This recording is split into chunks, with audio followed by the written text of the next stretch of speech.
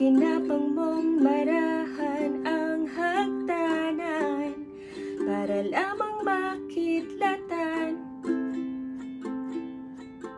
sa kaitaas-taasan. Ngunit kaibigan, huwag kang magpapasindak.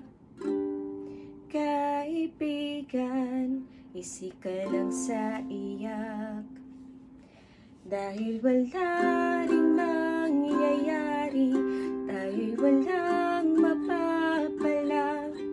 Huwag mong pigilan ang pagbuhos ng ulan. May panahon para maging hari, may panahon para madapa, dahil ang